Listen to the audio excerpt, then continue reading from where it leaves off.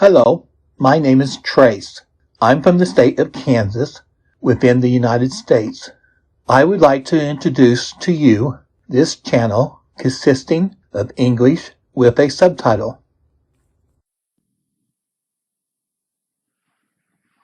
How to Develop Self-Confidence and Influence People by Dale Carnegie. Chapter 10. How to Make Your Meaning Clear. A famous English bishop during World War I spoke to some unlettered troops at Camp Upton.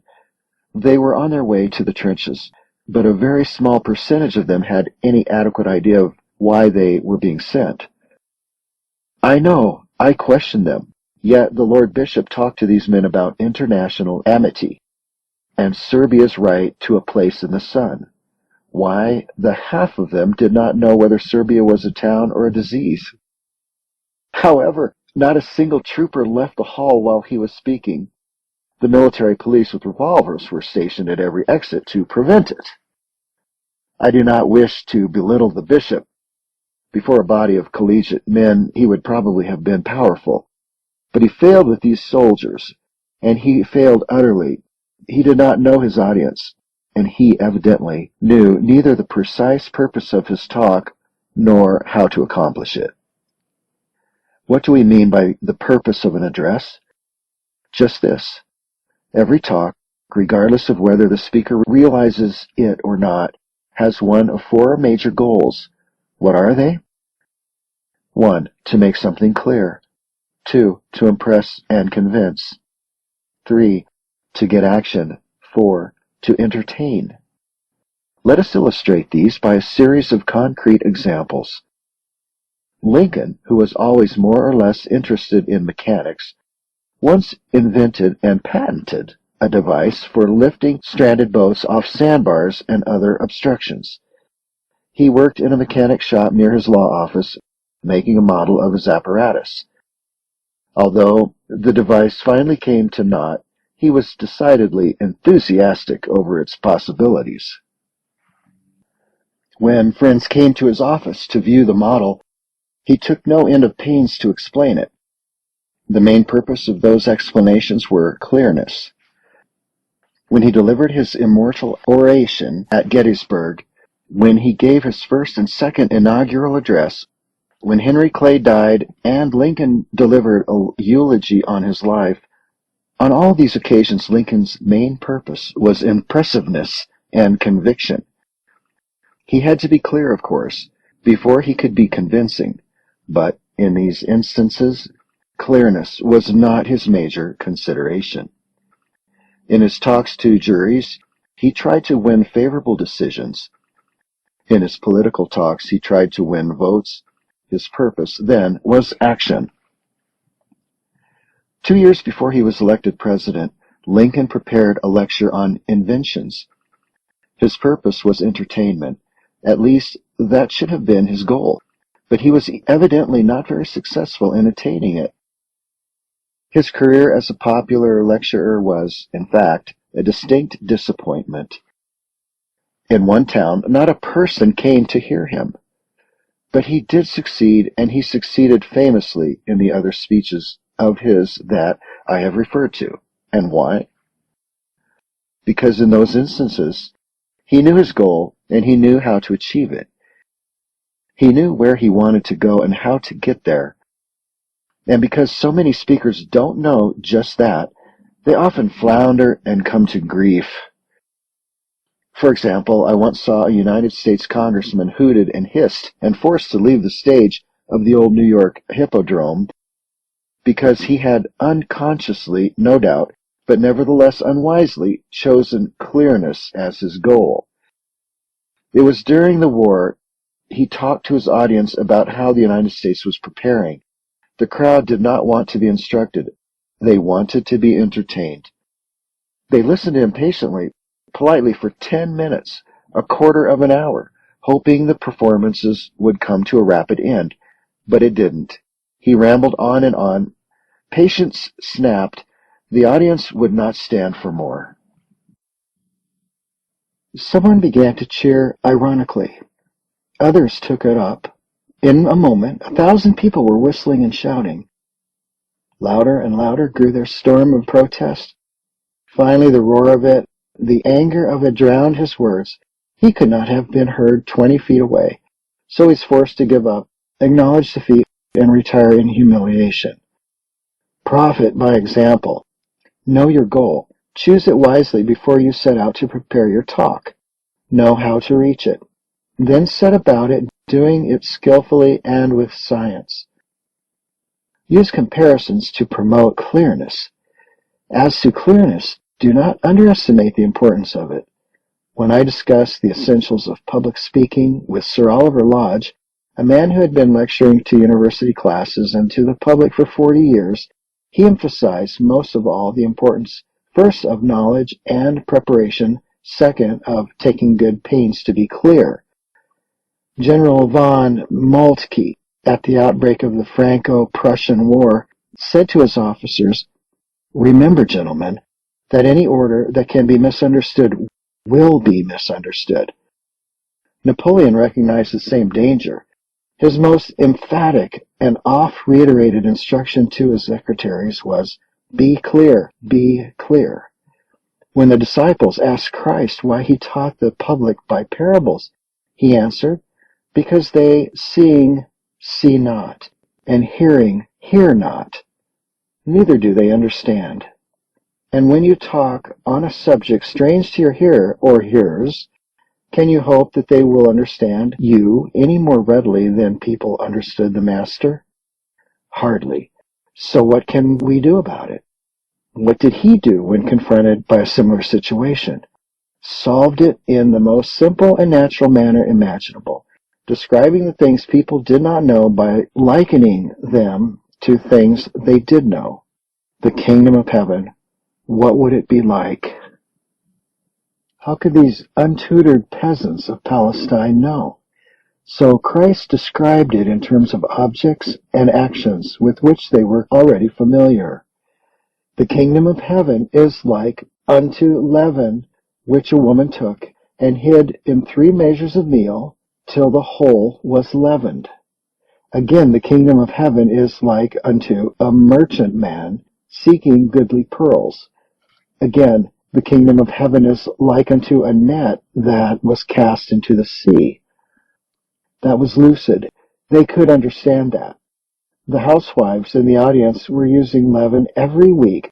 The fishermen were casting their nets into the sea daily.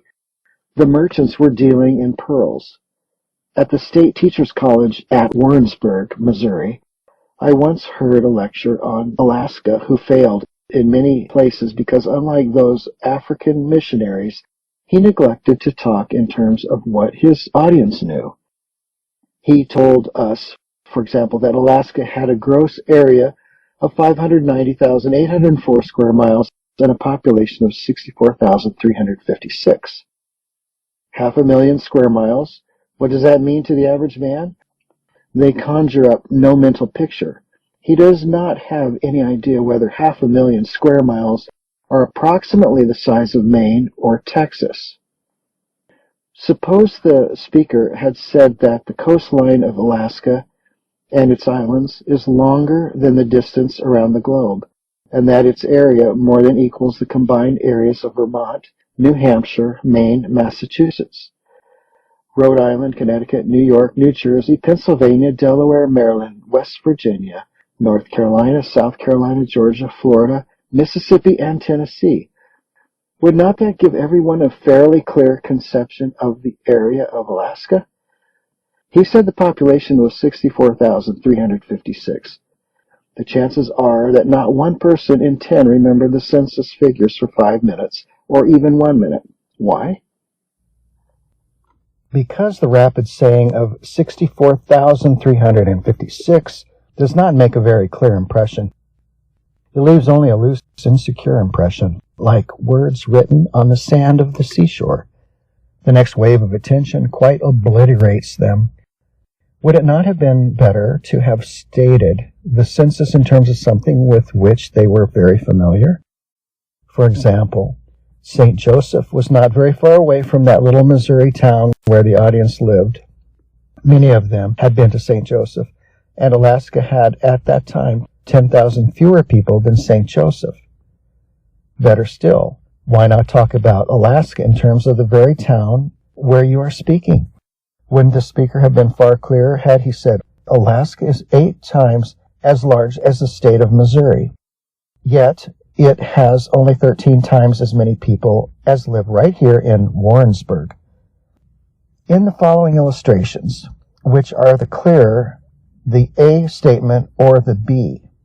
A. Our nearest star is 35 trillion miles away. B. A train going at the rate of a mile a minute would reach our nearest star in 48 million years. If a song were sung there and the sound could travel here, it would be 3,800,000 years before we could hear it. A spider's thread reaching to it would weigh 500 tons. A. St. Peter's, the biggest church in the world, is 232 yards long and 364 feet wide. B. It is about the size of 2 buildings like the Capitol at Washington piled on top of one another. Sir Oliver Lodge happily used this method when explaining the size and nature of atoms to a popular audience. I heard him tell a European audience that there were as many atoms in a drop of water as there were drops of water in the Mediterranean Sea. And many of his hearers had spent over a week sailing from Gibraltar to the Suez Canal. To bring the matter still closer home, he said there were as many atoms in one drop of water as there were blades of grass on all the earth. Richard Harding Davis told a New York audience that the Mosque of St. Sophia was about as big as the auditorium of the Fifth Avenue Theater.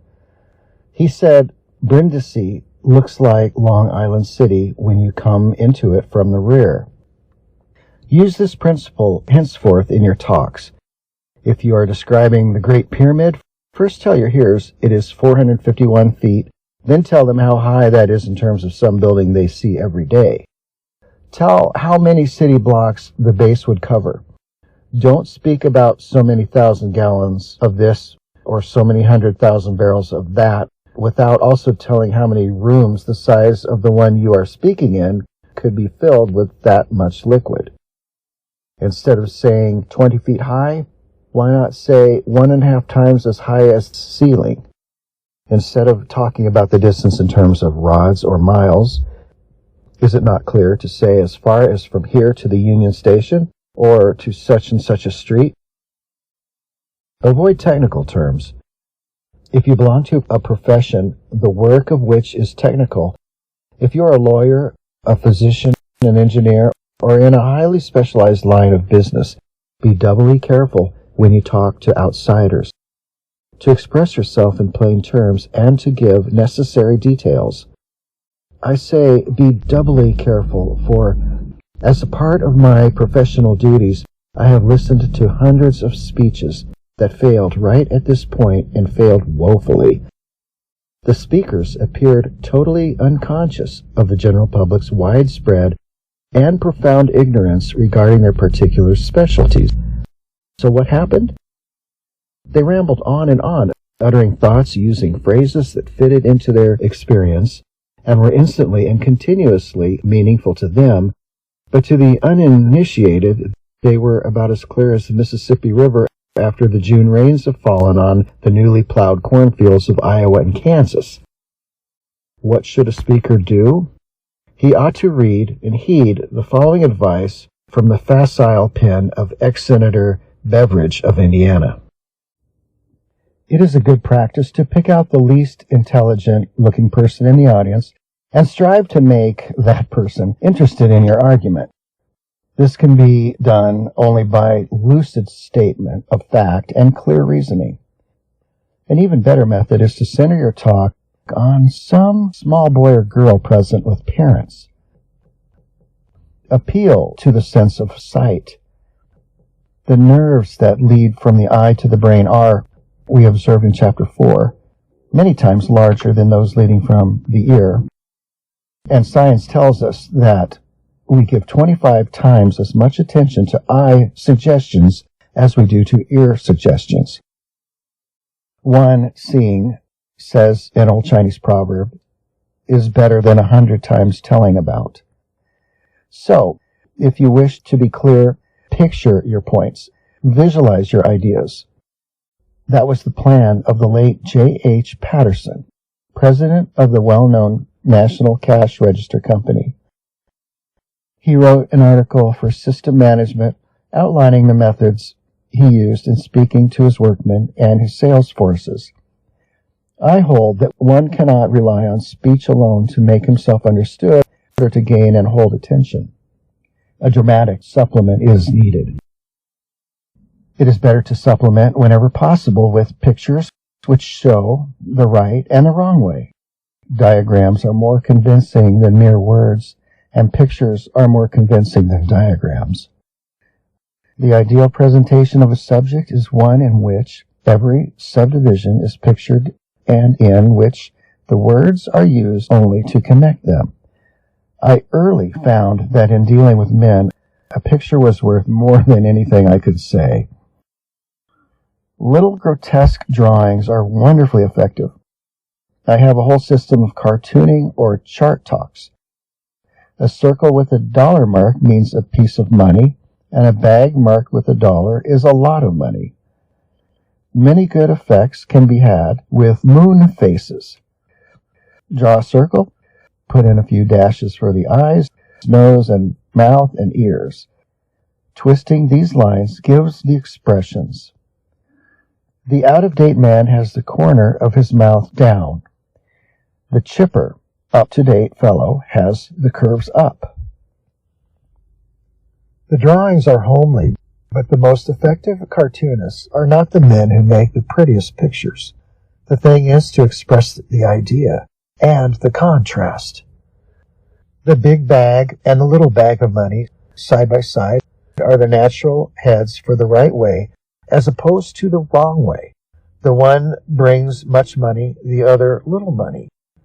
If you sketch these rapidly as you talk, there is no danger of people's letting their minds wander. They are bound to look at what you are doing and thus to go with you through the successive stages to the point you want to make. And again, the funny figures put people in good humor. Not every subject or occasion, of course, lends itself to exhibits and drawings, but let us use them when we can. They attract attention, stimulate interest, and often make our meaning doubly clear. Make your eye appeals definite and specific. Paint mental pictures that stand out as sharp and clear as a stag's horn silhouetted against the setting sun. It is more vivid to say a black Shetland pony than to talk of a horse. Doesn't a white bantam rooster with a broken leg give much more definite and sharp picture than merely the word fowl? Restate your important ideas in different words. Napoleon declared repetition to be the only serious principle of rhetoric. He knew that because an idea was clear to him was not always proof that it was instantly grasped by others. He knew that it takes time to comprehend new ideas, that the mind must be kept focused on them. In short, he knew they must be repeated. Not in exactly the same language. People will rebel at that, and rightly so. But if the repetition is couched in fresh phraseology, if it is varied, your hearers will never regard it as repetition at all. Let us take a specific example. The late Mr. Bryan said, "You cannot make people understand a subject unless you understand that subject yourself. The more clearly you have a subject in mind, the more clearly you can present that subject to the minds of others." The last sentence here is merely a restatement of the idea contained in the first. But when these sentences are spoken, the mind does not have time to see that it is repetition. It only feels that the subject has been made more clear. Use general illustrations and specific instances. One of the surest and easiest ways to make your points clear is to follow them with general illustrations and concrete cases. What is the difference between the two? One, as term implies, is general, the other specific. Let us illustrate the difference between them and the uses of each with a concrete example. Suppose we take the statement, there are professional men and women who earn astonishingly large incomes. Is that statement very clear? Have you a clear-cut idea of what the speaker really means? No, and the speaker himself cannot be sure of what such an assertion will call up in the minds of others. It may cause the country doctor in the Ozark Mountains to think of a family doctor in a small city with an income of $5,000. It may cause a successful mining engineer to think in terms of the men in his profession who make $100,000 a year. The statement, as it stands, is entirely too vague and loose. It needs to be tightened. A few illuminating details ought to be given to indicate what professions the speaker refers to and what he means by astonishingly large. There are lawyers, prize fighters, songwriters, novelists, playwrights, painters, actors, and singers who make more than the President of the United States. Now, hasn't one a much clearer idea of what the speaker meant? However, he has not individualized. He has used general illustrations, not specific instances. He has said singers, not Rosa Ponsell, Kristen Flagstead, or Lily Pons. So the statement is still more or less vague. We cannot call up concrete cases to illustrate it. Should not the speaker do it for us? Would he not be clearer if he employed specific examples as he has done in the following paragraph? The great trial lawyers Samuel Untermeyer and Max Steuer earn as much as $1 million a year. Jack Dempsey's annual income has been known to be as high as $500,000. Joe Louis, the young boxer, while still in his 20s, earned more than $500,000. Irving Berlin's ragtime music is reported to have brought him $500,000 yearly. Sidney Kingsley made $10,000 a week royalty on his plays. H.G. Wells admitted in his autobiography that his pen had brought him $3 million. Diego Rivera earned from his paintings more than $500,000 in a year. Catherine Cornell has repeatedly refused $5,000 a week to go into pictures. Now, has not one an extremely plain and vivid idea of exactly and precisely what the speaker wanted to convey? Be concrete, be definite, be specific. This quality of definiteness not only makes for cleanliness, but for impressiveness and conviction and interest also. Do not emulate the mountain goat.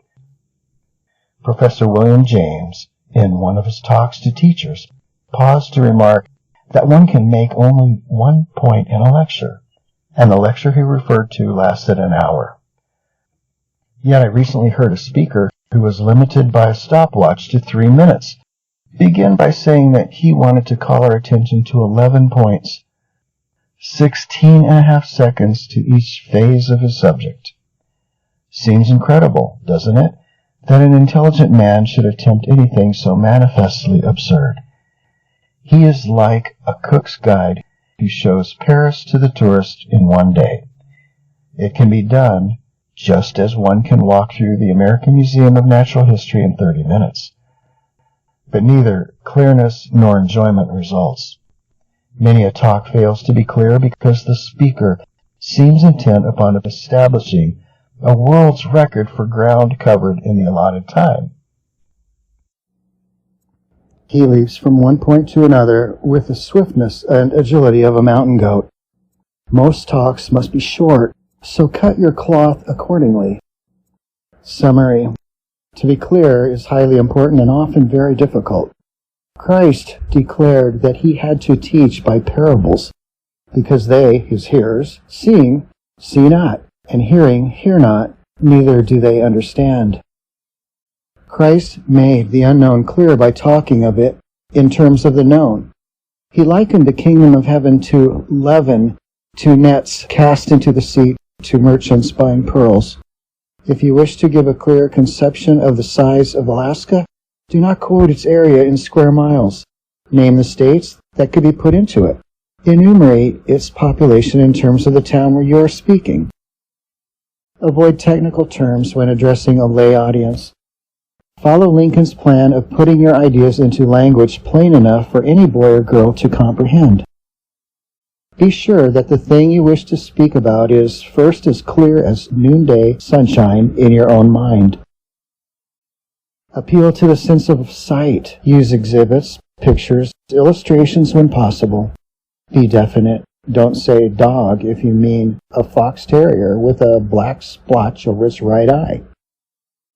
Restate your big ideas, but don't repeat. Don't use the same phrases twice.